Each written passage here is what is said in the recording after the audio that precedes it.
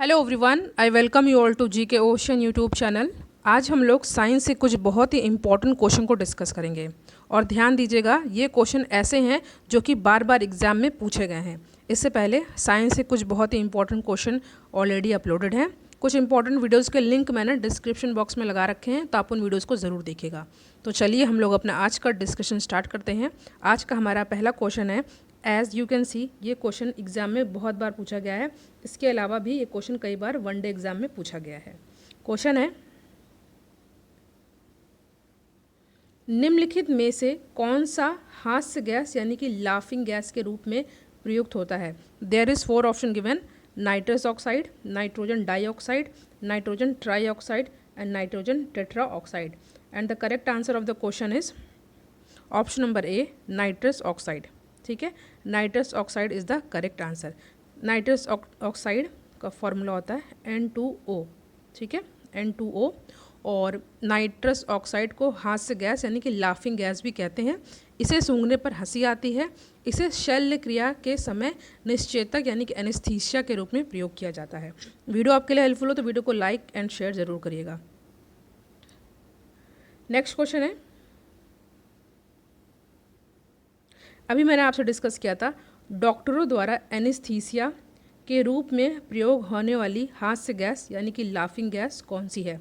There is 4 option given: nitrogen, nitrogen oxide, nitrous oxide या nitrogen dioxide. ठीक है, important question है, कई बार एग्जाम में पूछा गया है। तो इस क्वेश्चन का सही आंसर हो जाएगा nitrous oxide. Option number C is the correct answer.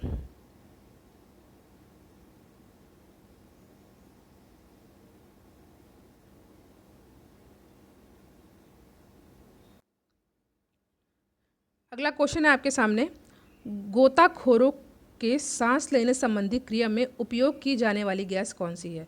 बहुत इंपॉर्टेंट क्वेश्चन है, रिपीटेडली पूछा गया यह प्रश्न है। तो गोताखोरों के सांस लेने संबंधी क्रिया में उपयोग की जाने वाली गैस कौन सी है? आपके सामने यहाँ पे 4 ऑप्शन दे रखा है: ऑक्सीजन तथा नाइट्रोजन, सेकेंड है ऑक्सीजन तथा हीलियम, थर्ड है ऑक्सीजन तथा ऑर्गन, फोर्थ है ऑक्सीजन तथा नियॉन। तो इस क्वेश्चन का सही आंसर हो जाएगा option number B, which is oxygen तथा helium. Option number B is the correct answer. ठीक है, ऑक्सीजन तथा हीलियम गोताखोरों के सांस लेने संबंधी क्रिया में उपयोग की जाने वाली गैस है ऑक्सीजन तथा हीलियम। कुछ इंपॉर्टेंट फैक्ट आपको यहाँ से याद कर लेना, जैसे कि हीलियम और ऑक्सीजन का मिश्रण गहरे समुद्रों में गोताखोरों द्वारा वायु के स्थान पर सांस लेने के लिए प्रयोग किया जाता है, क्योंकि अधिक दाब पर हीलियम रक्त में कम विलेय होता है। ठीक है, हालांकि विभिन्न और भी कंडीशन में गोताखोरों द्वारा ऑक्सीजन तथा नाइट्रोजन, जिसको नाइट्रॉक्स भी बोलते हैं, नाइट्रॉक्स या ऑक्सीजन, नाइट्रोजन तथा हीलियम का भी प्रयोग किया जाता है। ठीक है, अगला क्वेश्चन है आपके सामने, ये बहुत ही इजी क्वेश्चन है, इसका आंसर आपको कमेंट सेक्शन में देना है। क्वेश्चन है, वायुमंडलीय वायु में नाइट्रोजन लगभग कितने प्रतिशत है? बहुत ही इजी क्वेश्चन है, एग्जाम में बट पूछा गया है, इसलिए इस क्वेश्चन को इंक्लूड किया गया है। तो वायुमंडलीय वायु में नाइट्रोजन लगभग कितने प्रतिशत है? देयर इज़ 4 ऑप्शन गिवन: 10 से 11%, 18 से 20%, 40 से 20% या 78 से 79%। क्वेश्चन का आंसर आप लोग कमेंट सेक्शन में ज़रूर दीजिएगा। नेक्स्ट क्वेश्चन है,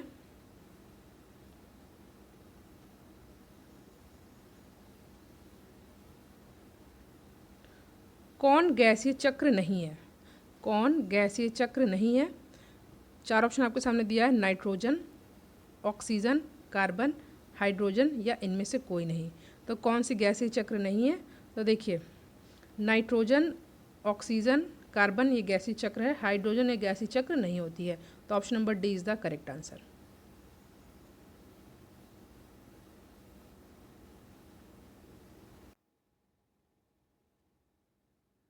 नेक्स्ट क्वेश्चन है, वायुयानों के टायरों में भरने में निम्न गैस का प्रयोग किया जाता है। जो वायुयान के टायर होते हैं उनमें किस गैस का प्रयोग किया जाता है? हाइड्रोजन, नाइट्रोजन, हीलियम या नियॉन। तो सही आंसर हो जाएगा नाइट्रोजन। ठीक है, देखिए जो चिप्स वगैरह के पैकेट होते हैं उनमें भी नाइट्रोजन गैस ही भरी रहती है, और याद कर लीजिएगा ये भी क्वेश्चन एग्जाम में कई बार पूछे गए हैं। ठीक है, तो वायु आने के टायरों में नाइट्रोजन गैस का प्रयोग किया जाता है। ठीक है,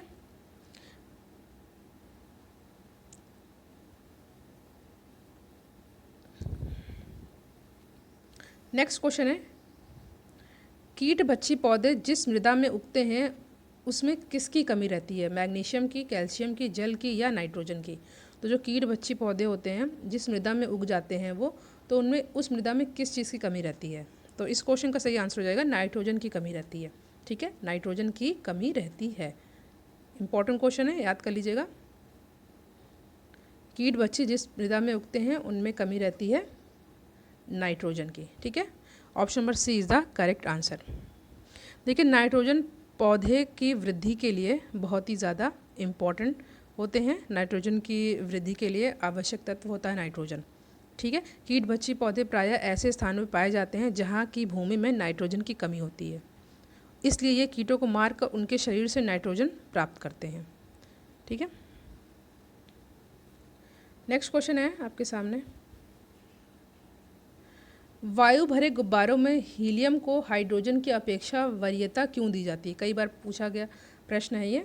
4 ऑप्शन आपके सामने दे रखा है, इसका आंसर मैं डायरेक्ट बता देती हूँ। तो वायु भरे गुब्बारों में हीलियम को हाइड्रोजन की अपेक्षा वरीयता दी जाती है क्योंकि वायु के साथ विस्फोटक मिश्रण नहीं बनाता है। ठीक है, वायु के साथ विस्फोटक मिश्रण नहीं बनाता है, इसलिए वायु भरे गुब्बारों में हीलियम को हाइड्रोजन की अपेक्षा वरीयता दी जाती है।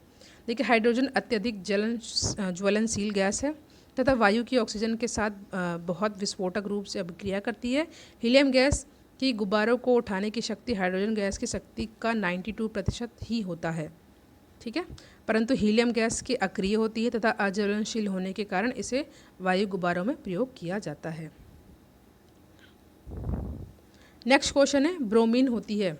ठीक है, इसमें आपको कुछ इंपॉर्टेंट फैक्ट आपको याद कर लेना है।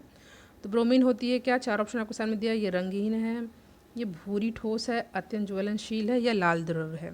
तो ब्रोमीन लाल द्रव है। ठीक है, ब्रोमीन गहरा लाल भूरा रंग धारित तीक्ष्ण गंध वाला वाष्पशील द्रव है। इसका सिंबल क्या होता है? Br। ठीक है, इसका परमाणु क्रमांक 35 होता है।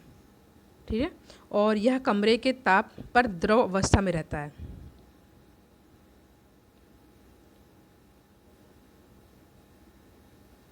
नेक्स्ट क्वेश्चन है आपके सामने,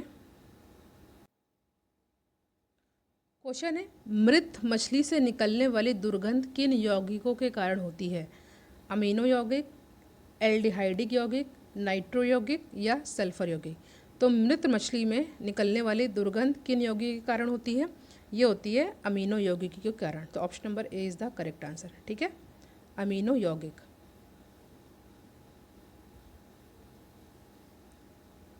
नेक्स्ट क्वेश्चन है, वह हैलोजन जिसका उपयोग पीड़ाहारी की तरह किया जाता है? क्लोरीन, ब्रोमीन, फ्लोरीन या आयोडीन?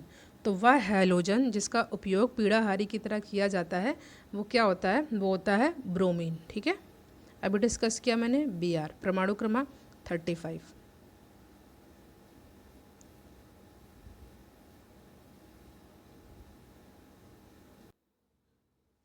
क्वेश्चन है, निम्नलिखित में से कौन सा सामान्य ताप पर ठोस अवस्था में रहता है?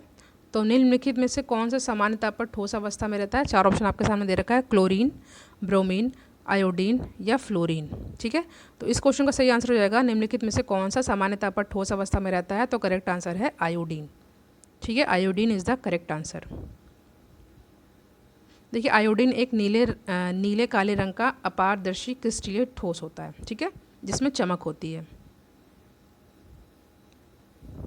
देखिए, यहाँ से आपको कुछ इंपॉर्टेंट फैक्ट याद कर लेना है, इनसे क्वेश्चन पूछे जाते हैं तो आपका जल्दी से यहाँ रिवाइज हो जाएगा। मैं बता देती हूँ, याद कर लीजिएगा।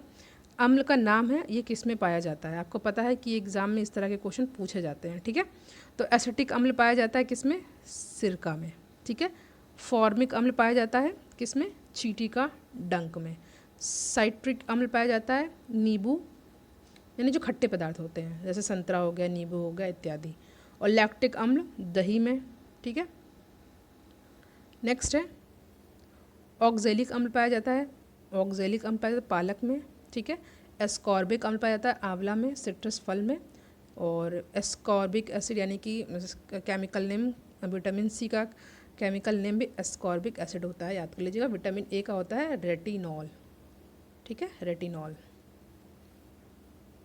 टारटेरिक अम्ल ये किसमें पाया जाता है? इमली में, अंगूर में, कच्चे आम में, ठीक है। नेक्स्ट क्वेश्चन पे हम लोग आते हैं।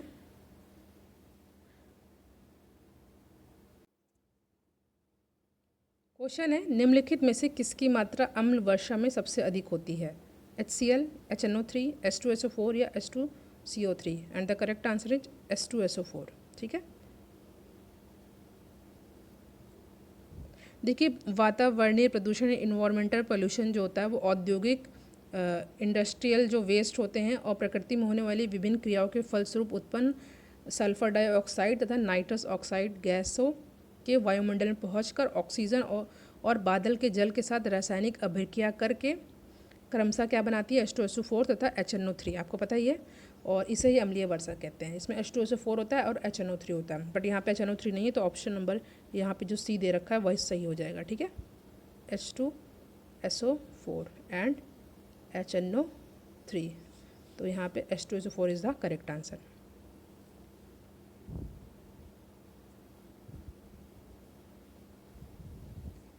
नेक्स्ट क्वेश्चन है आपके सामने, नीला थोथा क्या है? नीला थोथा क्या है? Copper sulphate, calcium sulphate, sodium sulphate या आयरन सल्फेट? और याद कर ध्यान दीजिएगा, ये क्वेश्चन एग्जाम में कई बार पूछे गए हैं। तो नीला थोथा को हम लोग ब्लू विट्रॉल भी कहते हैं, तो इस क्वेश्चन का सही आंसर रहेगा कॉपर सल्फेट। तो option number A is the correct answer. नीला थोथा क्या है? Copper sulphate.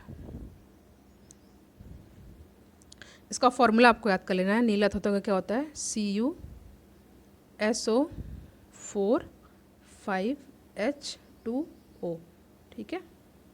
ब्लू विट्रियोल भी इसको कहा जाता है।